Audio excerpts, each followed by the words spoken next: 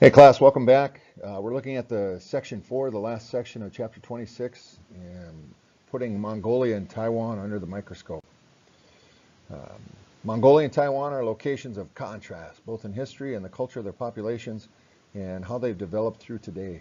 Taiwan is highly modernized, while Mongolia remains a home to nomadic herders. Both, though, are neighbors of China, and both work to maintain democracy within their government. Our big idea for the section: Mongolia is a rugged land with a nomadic way of life and some growing cities, while Taiwan is a densely settled and industrialized island. Our essential questions for the section: why do Mongolians value horses so much, and what impact does this have on their children? How does the size of Mongolia and Taiwan contrast with the industrialization in each country? And how are Chinese and Japanese traditions reflected in Taiwanese culture today? Our entrance ticket: what roles do Gers play in Mongolian culture? What is one reason Taipei could be considered the most important city in Taiwan? And then we have a would you rather question. Would you rather live in Mongolia or would you rather live in Taiwan? And then you need to give one reason to support your answer. If it were me, it always comes down to who has the better tasting food. Remember to submit your entrance ticket via Schoology. So, essential question 1: why do Mongolians value horses so much, and what impact does this have on their children? Mongolia is a rugged land. They're a proud people, though, and they have a fascinating history, which includes conquests, empires, and a culture that places great value on horses. Their history: it's not a country, though, that's thought of as a world leader today. 700 years ago, it was perhaps the greatest empire in the world. It was led by Genghis Khan, who conquered much of Asia, including China. It reached its height as an empire in the 1200s. It stretched from the Danube River in Europe, it was its western border, to the Pacific Ocean in the east. By the 1600s, Mongolia was conquered by China and under its power for 200 years. Some fast facts about the empire. Looking at the map, we see the sheer size, the Danube River in the west there. I think too, the expansion probably stopped. We have some natural barriers, the cold weather, and then, we've talked about the physical features here. At its height, it covered 22% of the planet, or roughly 1/4 of the planet was under Mongol rule. It employed mounted archers on horseback. They were often outnumbered in battle, but the mounted archers would have negated a lot of that. They were in favor of the spread of ideas to Europe. So when we look at the map, we see the red lines. These are trade routes. Very important for them to maintain open trade with the rest of the world. They even went so far as to allow the Pope to have Catholic missionaries within their empire. They trained children to ride horseback starting at age 3. And something to think about: if the empire were to reunite, it would have a gross domestic product of $29.2 trillion. And to put that in comparison, the current debt of the U.S. is $19.9 trillion. So it would have a significant impact on the world today if it were still around. Current history: independence from China. So with the help of Russia, Mongolia gained independence from China in 1911. They formed the Mongolian People's Republic in 1924. After the collapse of the Soviet Union, though, in 1991, it has struggled, but is working to maintain a free market economy and a democratic form of government. So in the 70s and 80s, there were two superpowers in the world, the United States and the Soviet Union, and each one would essentially pick countries that they were going to support. With the proximity of Mongolia to the Soviet Union, they fell under their influence and control. The Soviet Union would give them essentially loans. Starting in the late 80s, though, the Soviet Union's dominance and position as a world power started to fall off, and they were no longer able to give them the funding and support as they did before. So Mongolia today, its way of life remains fairly traditional. Nearly 50% of the population lives a nomadic life, and they make their homes in gers, large felt tents that are easy to transport. Comparison: think of the plains, Native Americans with the teepees. They wanted to be mobile, be able to move around. Because of this nomadic lifestyle, horses maintain high importance and children still learn to ride at an early age. So, just the simple diagram, the illustration shows setting up the gur. It would be, the whole family would pitch in on this. And then we have, this is modern day Mongolia. The nomadic people still live this lifestyle. They put the door on it. It's their home. This gives an indication of what it's. They're large inside. I don't know what this guy's doing, but what struck me in the picture was, we have the toy car back here, but then we also have the super soaker. So they must know how to have some fun. The next slide is going to take you to a 3-minute video talking about culture of Mongolia, some of its physical attributes and characteristics, and then I'll be back on after that.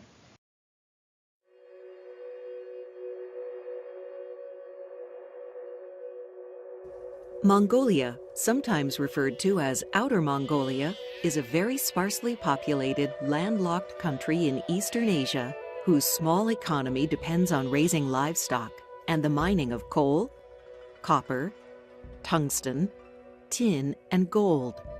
It is bordered by Russia to its north and China to its south.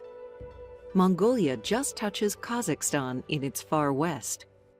Ulaanbaatar, seen here, is its capital and largest city, and is home to almost half the country's population of 2.8 million people.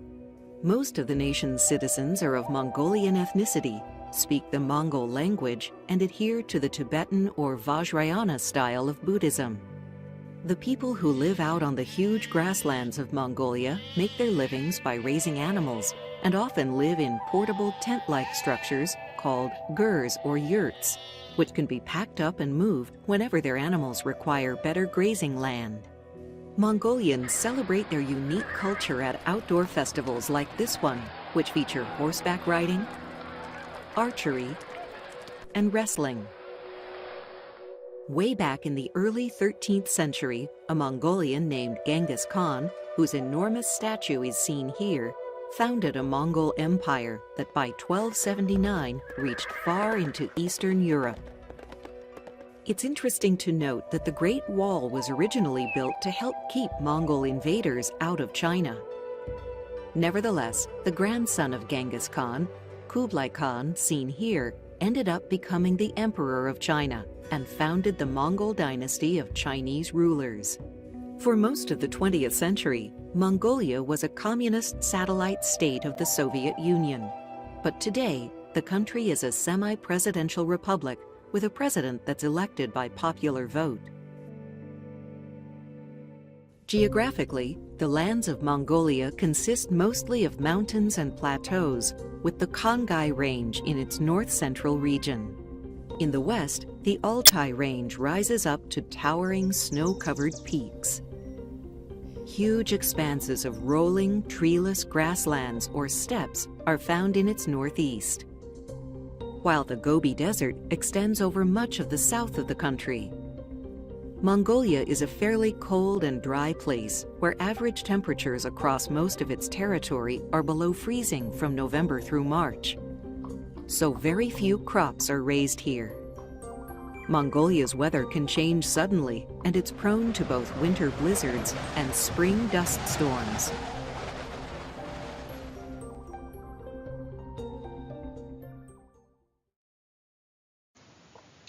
So essential question 1, continuing on with that, Mongolia today. It remains sparsely populated. Looking at the map and then our key, most of it's that lighter color. And then we have Ulaanbaatar, and then some other bigger cities there. Slightly larger than Alaska, Mongolia is home to 3 million people. Close to 50% of the urban population lives in Ulaanbaatar, the capital city. The rest of the country, though, there's less than 2 people per square mile. Industry includes textiles, carpets, coal, copper, and oil. There's little food production other than livestock, and they face food and water shortages. just for fun. So this guy, Andre Tolmay, in 2004, decided he was going to golf across Mongolia. And he went along the route. Every city, each hole of the 18 holes, there's a city there, and essentially came out to 2.3 million yard par, or excuse me, 2.3 million yard course, a par 11,880, and it essentially took him a couple months to do that. If you want to read more about that, you have to write the link down there, but I've given you the bit.ly to go to that article in the New York Times. Pretty neat thing. Essential question 3. How are Chinese and Japanese traditions reflected in Taiwanese culture today? Taiwan, named Ilha Formosa, or Beautiful Island, by Portuguese sailors who first visited there in the 1500s, and was called Formosa by Westerners for many years. Taiwan's history. First began to be settled by the Chinese in the 600s. At different times throughout its history, it's been both controlled by China and Japan. It was taken over by Chinese nationalists in 1949, and we remember talking about that in Section 3. Chiang Kai-shek, and they ruled Taiwan under martial law for 38 years, meaning it was under military control. Today, Taiwan is a multi-party democracy. Their culture. The history of Taiwan is reflected in its culture. 85% of the population is native Taiwanese. They're descendants of Chinese immigrants coming over in the 17 and 1800s. Results in Chinese ways holding influence over Taiwan's culture. Other influence. Japanese culture can be seen in Taiwanese architecture and food. And here we have a government building in Taipei, and it's got that pagoda kind of shape to it, and roofing style. So we see the influence of the Japanese architecture today. Europeans and American practices are becoming more noticeable in the larger cities as well. Continuing with Taiwan, it's a modern country. Island size is equal to the combined size of Delaware and Maryland. It's home to 24 million people. And its two largest cities are Taipei, which is the capital, and Kaohsiung, which is in the southern coast. Taiwan faces pollution challenges and environmental issues. Most of the population lives on the western coastal plain of the island. So because of the rapid industrialization, they have pollution issues, and we see that in the river here. Not a good thing for that to be happening to the river. So putting the maps together then, getting a sense of where people live, we have the physical map, and we see the mountains in the eastern half, and then we have the coastal plain in the west. And then when we compare that to the population map, we see the large Taipei, and then Kaohsiung in the lower half there. So there you have it, Taiwan and Mongolia.